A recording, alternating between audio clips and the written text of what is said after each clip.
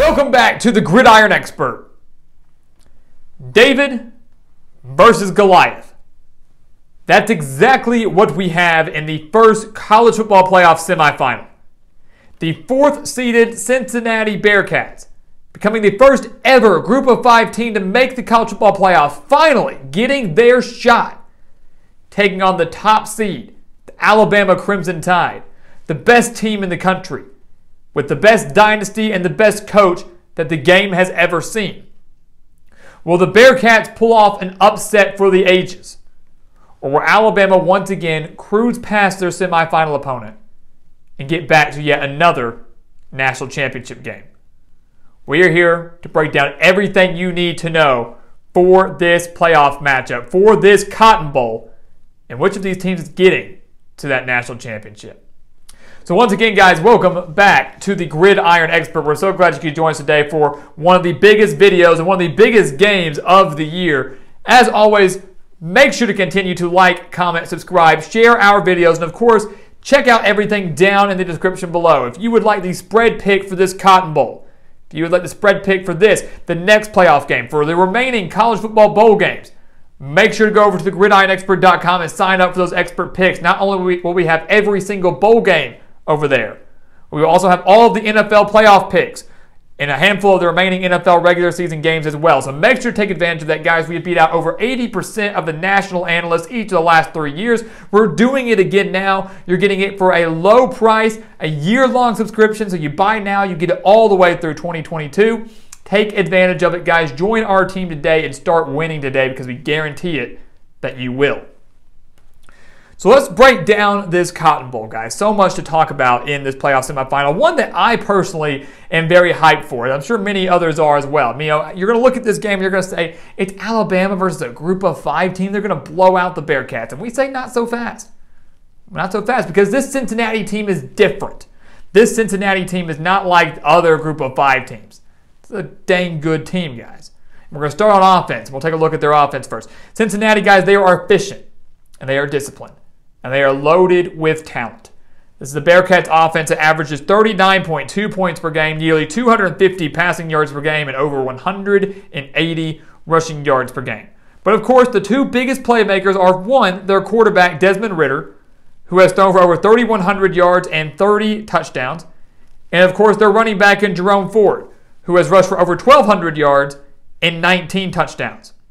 The Bearcats offensively, guys, have scored at least 24 points in every single game they've played. They've scored at least 28 in all but 2.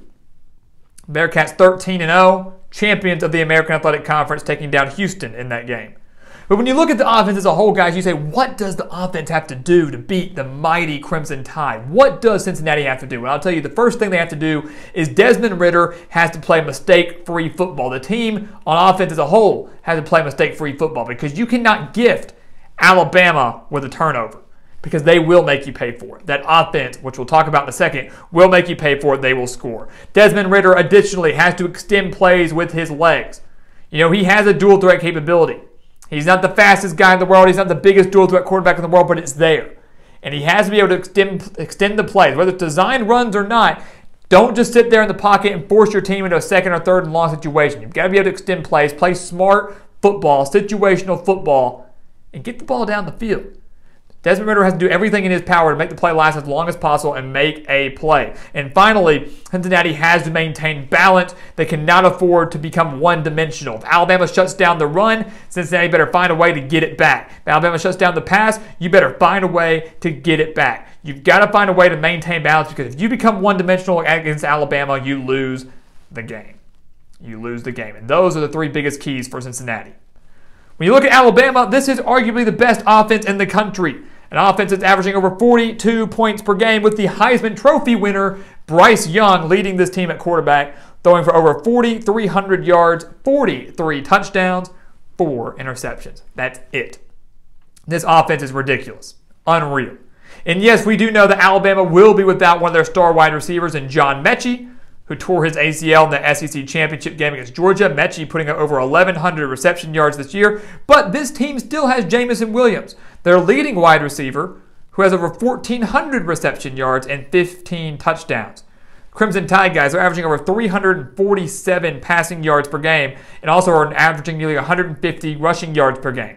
Brian Robinson actually has over 1,000 yards and 14 touchdowns. People aren't talking about him as much because the passing game by Bryce Young is doing so good, doing so well. This is not the same Alabama offense we've seen in years past, especially when it comes to the ground game, but they haven't had to run the ball as much. You haven't had to hear about the ground game as much because Bryce Young and this passing game are so electric and doing things so well. And that's going to be the key for Alabama here, guys, is obviously continue to air it out, continue to play super well through the air, but also finding wide receivers that can step up alongside Jameson Williams. You know, Mechie and Williams were one of the better wide receiver duos in the country before Mechie went down with his injury. You know, if he were playing in this game, I can guarantee you the spread might be a little bit bigger. I can tell you that Cincinnati would have their hands full more so than they already do.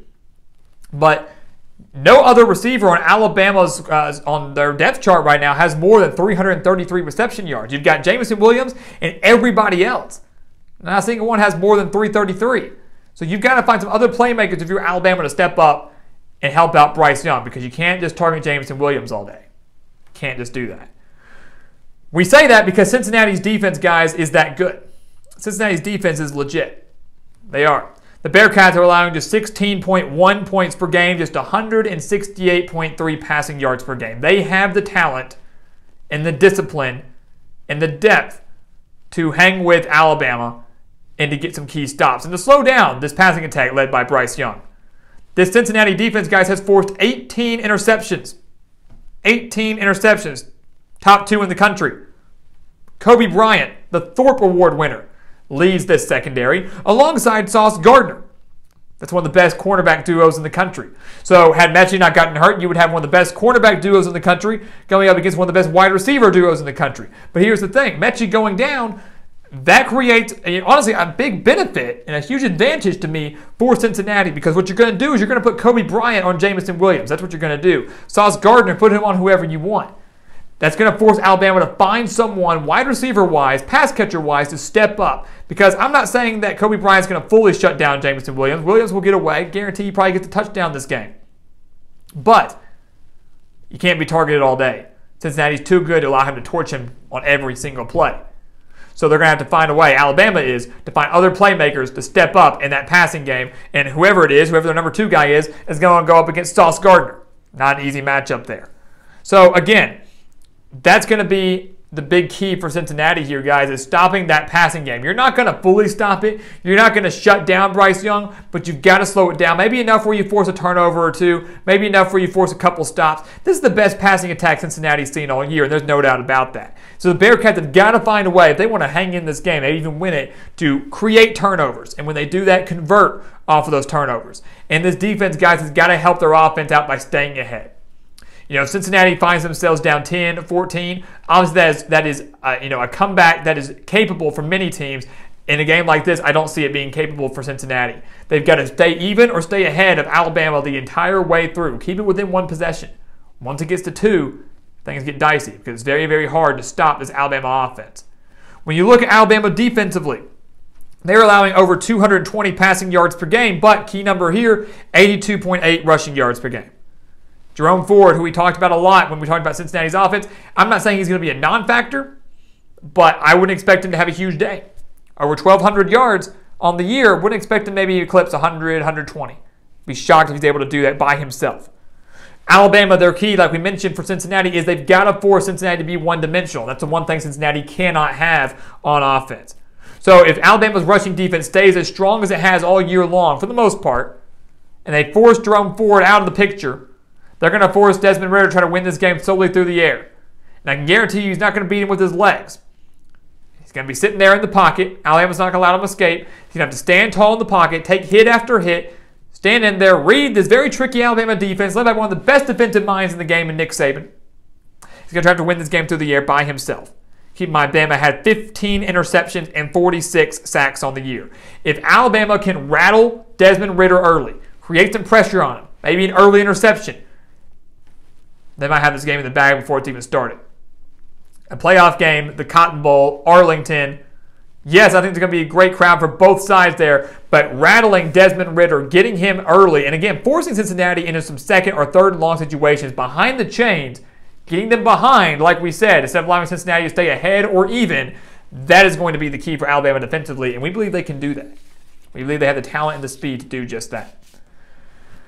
So what is going to happen, guys? The Cotton Bowl, the first playoff game. This is the first one on New Year's Eve. Then we've got the next one right after that in Georgia and Michigan. We'll touch on that in our next video. But this is a game that I am absolutely stoked for. I'm very, very excited. It could be a rout. This could be one of those games where Alabama just annihilates Cincinnati. It's 38-7, whatever it is. Or this could be a game where Cincinnati shocks the world. And even if the Bearcats don't win this game, taking Alabama to the wire would show that the Bearcats absolutely deserve to be in this spot and that the Bearcats were the real deal. They were not overrated, as many want to say. So that's the question, guys. Cincinnati's here. The group of five, they're here. They got their wish. UCF was snubbed in the past. Cincinnati was snubbed last year. They're here now. The Bearcats got their shot. The group of five got their shot. What are you going to do with it? What are you going to do with it? I think the Bearcats hang around for a half. I think they hang around for a half. I think at halftime, Bearcats might be winning. They might be tied. They might be down just one possession. It will be close at halftime. Everybody will start to wonder, whoa, can Cincinnati pull off this upset? Nick Saban's too good for that. It's not going to happen. Alabama goes in. They make some adjustments. They open it up with one big, deep ball to Jamison Williams. Alabama wins this game by at least 10 points. Cincinnati puts on a very respectable showing, no doubt about it. I don't think they're going to get entirely blown out. But Alabama will win this game by double digits and will advance to yet another national championship where they either get their rematch against Georgia or they'll take on Jim Harbaugh and Michigan. That, of course, being the next playoff matchup and, of course, our next prediction video. So, guys, as always, thank you so much for watching us here at the Gridiron Expert on YouTube. We've got Alabama advancing to the national championship, taking down Cincinnati in the first playoff semifinal game. Once again, as always, make sure to continue to like, comment, subscribe, share our videos. Check out everything down in the description below. If you want the spread prediction for this game, if you want the spread prediction for all the other college football bowl games, make sure to go sign up over on the gridironexpert.com for those expert picks because we guarantee you will win. And it's a year-long subscription, so why wait? Join now. Take advantage of the rest of this year and all of 2022. And once again, guys, as always, thank you so much for watching, and we'll see you next time right here on the Gridiron Expert.